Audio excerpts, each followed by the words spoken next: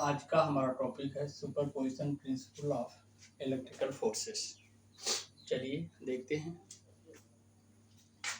एक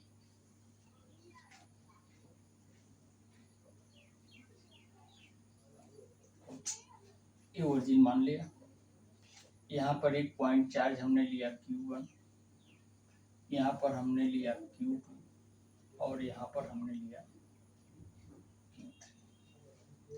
अब 1 और 2 के बीच का डिस्टेंस R को हम दिखाते हैं R12 से।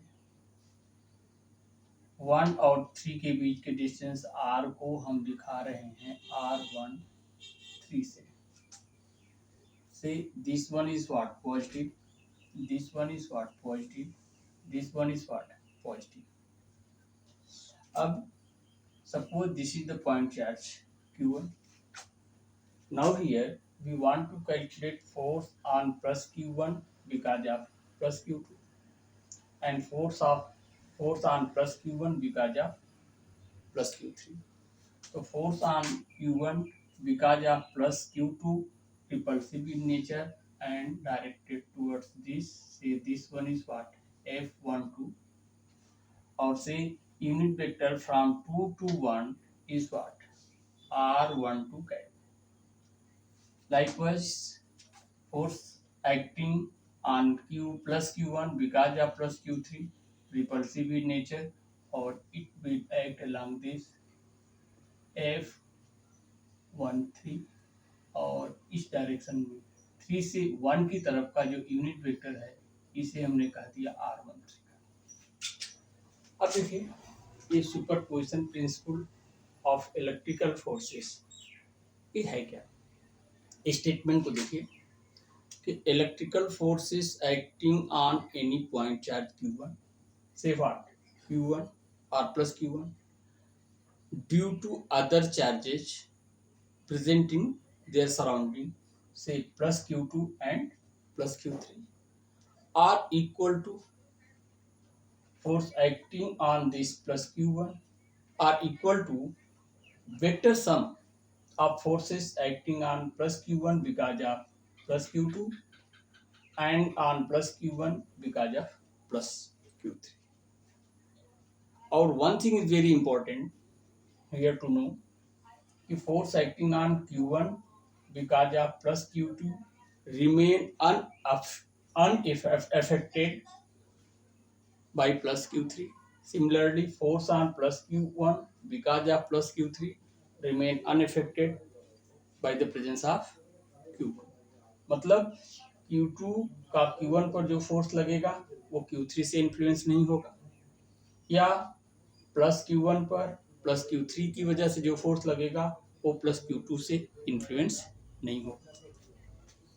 अब इसके बाद force acting on 1 due to 2, force acting on plus Q1 because of Q2। देखो ये प्लस है, ये भी प्लस है, रिपल्सिव होगा। एक कूलम्स लॉ यूज कर लीजिए, 1/4πε0 modulus of Q1 modulus of Q2 by what square of distance, that is what R12 square. ये तो मैग्नीट्यूड दे दिया, डायरेक्शन को इंक्लूड करने के लिए यूनिट वेक्टर R12 कैप से क्या करेंगे, मल्टीप्लाई कर देंगे। दूसरा F13 देखिए Q3 का फोर्स Q1 पर इस तरफ जाएगा, कूलम्स लॉ फिर अप्लाई करिए, 1/4πε0 modulus of Q1 modulus of Q3, distance R13 से हमने दिखाया A R13 कैप। अब हमने प्लस Q1 पर फोर्स निकाला किसकी वजह से, plus Q2 and plus Q3। अब प्लस Q1 पर दो फोर्सेस लगते हैं तो total force F1 force acting on plus Q1 equal to what F12 plus what F13। ये देखो वैल्यू रख दो, 1/4πε0 modulus of Q1 modulus of Q2 by what R12 square, और यहाँ क्या हो गया R12 square, again plus 1/4πε0 modulus of Q1 modulus of Q3 R13 square R13 cap. चाहो तो इसको ऐसे कर दो। अब देखो क्या कॉमन है भाई यहाँ पर, नो इसकी करने की कोई जरूरत नहीं है। अब जरा देखो क्या कॉमन है, 1/4πε0 Q1 1/4πε0 Q1, इसको हम ले लें Q1 4πε0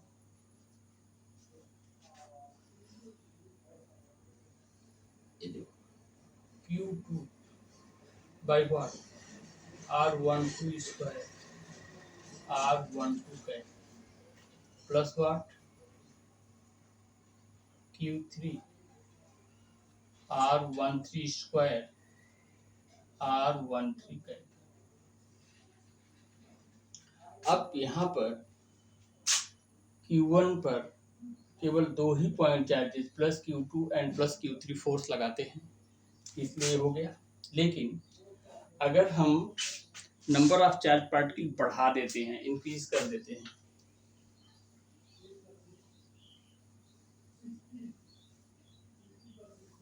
अब देखिए आपने कहा एक पॉइंट चार्ज हम यहाँ और ले लें, जैसे अब इसको थोड़ा सा फिगर को बदल के दिखा देते हैं।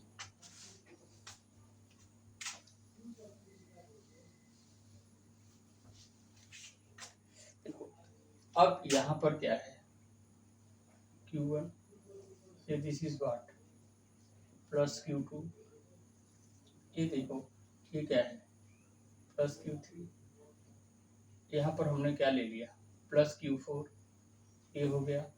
फिर इसी तरह से यहाँ पर क्या है प्लस Qn। तो अब थोड़ा सा लिखना पड़ेगा, if system has an charge particle, तो अब F force acting on plus Q1 कौन लगाएगा, 2 भी लगाएगा Q1 पर फोर्स, के डिस्टेंस क्या है R12, ये इधर लगेगा F12, Q3 लगाएगा, ये इससे रिपेल होगा इधर लगेगा F13, Q4 लगाएगा ये इधर जाएगा F14, ये लगाएगा ये इधर जाएगा, दिस इज व्हाट F1n। यहाँ डिस्टेंस हम R13, यहाँ डिस्टेंस R14, यहाँ डिस्टेंस R1, इधर का यूनिट वेक्टर R12 कैप, इसका unit vector R13 cap, R14 cap, likewise R1n cap. तो total force acting on F1 equal to what F12 plus what F13 plus what F14 plus F1n। अब जरा देखो इसी से आगे बढ़ा दो, Q1/4πε0 विल बी एवरीवेयर,